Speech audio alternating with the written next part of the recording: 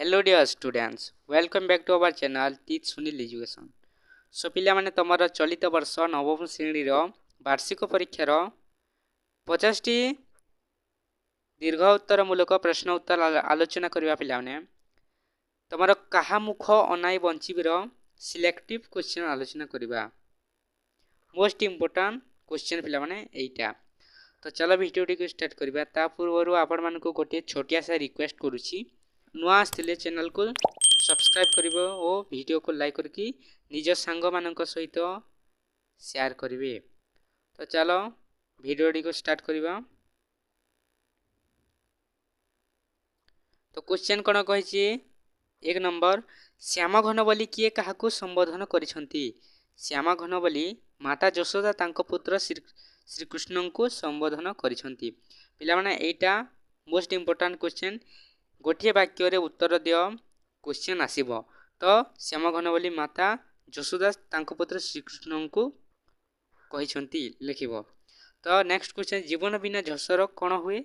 जीवन अर्थात जल, जल बिना झस अर्थात माछर जीवन धारण संभव हुए नहीं। तापरे 3 नंबर क्वेश्चन देखिबा, राजांक बिना राज्यर अवस्था कोन हुए। राजांक बिना राज्यर शासन व्यवस्था विपर्यस्त हेबा सह अपराधींक उपद्रव तथा शत्रु आक्रमण रे राज्य छारकार हो जाए। तो नेक्स्ट, कृष्णंक अनुपस्थिति रे निजर जीवन कहा भली हेबो बोली यशोदा आशंका करिसंती। उत्तर, कृष्णंक अनुपस्थिति रे निजर जीवन जल बिना माछ तथा राजा बिना देशर अवस्था परि हेबो बोली यशोदा आशंका करिसंती। तबे नेक्स्ट क्वेश्चन, कृष्ण तांको पितांको कोन मागंती। बालक कृष्ण तांको पितांको अली कोई आकाशर चांद मागंती। आकाशर चांद मागंती। तापरे नेक्स्ट क्वेश्चन, यशोदा कृष्णंको शरीर रे कोन लेपन करुथिले। यशोदा कृष्णंको शरीर रे अगुरु चंदन कस्तूरी और कुकुम लेपन करुथिले। नेक्स्ट क्वेश्चन, यशोदा कृष्णंको मस्तक को किपरि बेश करुथिले। उत्तर, यशोदा कृष्णंको घन राजी को सुंदर भावे बांधी तहिरे पुष्प मंडन करिबा सह ललाट रे चंदनर चिता लगाउथिले। एटा मोस्ट इंपोर्टेंट क्वेश्चन पिला माने, एटा सब्जेक्टिव वा लॉन्ग क्वेश्चन रे आसी पारे। तापरे नेक्स्ट देखिबा 17 नंबर क्वेश्चन देखिबा, कृष्णंक कान रे कोन शोभा पाए। कृष्णंक कर्ण जुगल रे कुंडल शोभा पाए। पिला माने एटा हम आलोचना करि सारिछि, पीडीएफ रे डबल आसी गला पिला माने। तो तमे माने ताको छाडी देखिरि डायरेक्ट 17 नंबर क्वेश्चन को आसी जिवो। तापर 18 देखिबा, कृष्ण बनक गले यशोदांक मन रे की अनुभूति सृष्टि हुए। उत्तर, कृष्ण बनक गला परे तांको विच्छेद को सही न पारी सते जेपरि कृष्ण तांको प्राण को संगरे ने जाइथिबा परी यशोदा अनुभव करंती। तापरे 19 नंबर, कृष्णंको अनुपस्थिति रे यशोदा कोन करिवे बोली कहिसंती। उत्तर, कृष्णंको अनुपस्थिति रे पुत्र विरह सही न पारी यशोदा गभीर जल रे आत्म विसर्जन करिवे बोली कहिसंती। तापरे 20 नंबर क्वेश्चन, यशोदा कृष्णंको कोन खाइबा को देउथले बा दियंती। यशोदा कृष्णंको अमृत तुल्य सर लवणी राबिडी और पाचिला कदली खाइबा को दियंती। 21 नंबर, कृष्ण को सुस्वादु खाद्य रुचे नहीं बोली कवितार जो पंक्ति जना पड़ुछि ताहा लेख। सर लवणी अधाम पकवा रंभा सुधासम मुखे दिले थुथु करी फिंगु। एटा पंक्ति लेखा जाइछि पिला माने। तापरे 22 नंबर क्वेश्चन देख, कृष्ण रागी गले कोन करुथिले। कृष्ण रागी गले पाक हांडी भांगुथिले।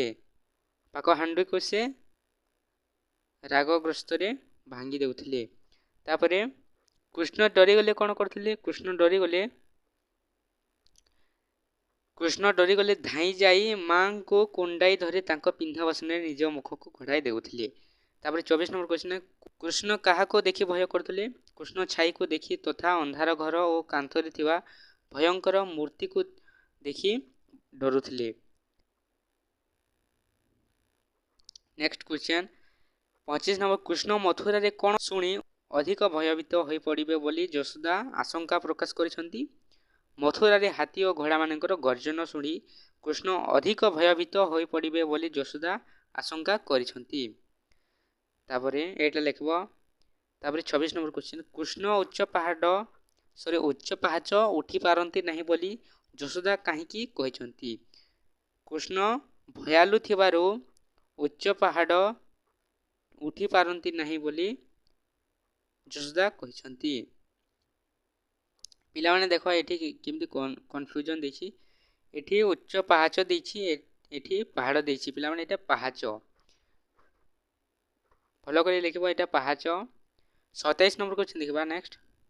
କାନ୍ଥରେ ଭୟଙ୍କର ମୂର୍ତ୍ତି ଚିତ୍ର ଦେଖି କୃଷ୍ଣ କ'ଣ କରୁଥିଲେ? କାନ୍ଥରେ ଭୟଙ୍କର ମୂର୍ତ୍ତିର ଚିତ୍ର ଦେଖି କୃଷ୍ଣ ସଙ୍ଗେ ସଙ୍ଗେ ସେ ଘରୁ ବାହାରି ଆସୁଥିଲେ। 28 ନମ୍ବର କୃଷ୍ଣ କ୍ଳାନ୍ତ ହୋଇ କେଉଁଠି ଶୋଇ ଯାଉଥିଲେ? କୃଷ୍ଣ କ୍ଳାନ୍ତ ହୋଇ ମାଙ୍କ କୋଳରେ ଶୋଇ ଯାଉଥିଲେ। 29 ନମ୍ବର କ୍ୱେଶ୍ଚିନ୍ କୃଷ୍ଣ ଶୋଇଥିବା ବେଳେ କାହିଁକି ଚମକି ଉଠୁଥିଲେ ବୋଲି ଯଶୋଦା କହିଛନ୍ତି? କାହିଁକି? କୃଷ୍ଣ ଶୋଇବା ବେଳେ ନିଦରେ ଭୟଙ୍କର ସ୍ୱପ୍ନ ଦେଖି ଚମକି ପଡ଼ୁଥିଲେ। ଭୟଙ୍କର ସ୍ୱପ୍ନ ଦେଖି ସେ ଚମକି ପଡ଼ୁଥିଲେ। ତାପରେ ନେକ୍ସଟ କ୍ୱେଶ୍ଚିନ୍ 30 ନମ୍ବର କ୍ୱେଶ୍ଚିନ୍ ଦେଖ। କୃଷ୍ଣ ଚମକି ପଡ଼ି କ'ଣ କରୁଥିଲେ? କୃଷ୍ଣ ଭୟରେ ଚମକି ପଡ଼ି ମାତା ଯଶୋଦା କଣ୍ଠରେ ଦୁଇ ହାତକୁ ଛନ୍ଦି ଲୁଗା ଘୋଡ଼ି ହୋଇ ଶୋଇ ଯାଉଥିଲେ। ପିଲାମାନେ ଏଇଟା ଥିଲା ମୋଷ୍ଟ ଇମ୍ପୋର୍ଟାଣ୍ଟ କ୍ୱେଶ୍ଚିନ୍। ତ ଏଥିମଧ୍ୟରୁ ହିଁ କ୍ୱେଶ୍ଚିନ୍ଟି 100% ଆସିବ। ଭିଡ଼ିଓ ଭଲ ଲାଗିଲେ ଭିଡ଼ିଓକୁ ଲାଇକ୍ କରିକି ଚ୍ୟାନେଲକୁ ସବସ୍କ୍ରାଇବ୍ କରିବ, ସାଙ୍ଗମାନଙ୍କ ସହିତ ସେୟାର କରିବେ। ଧନ୍ୟବାଦ ପିଲାମାନେ।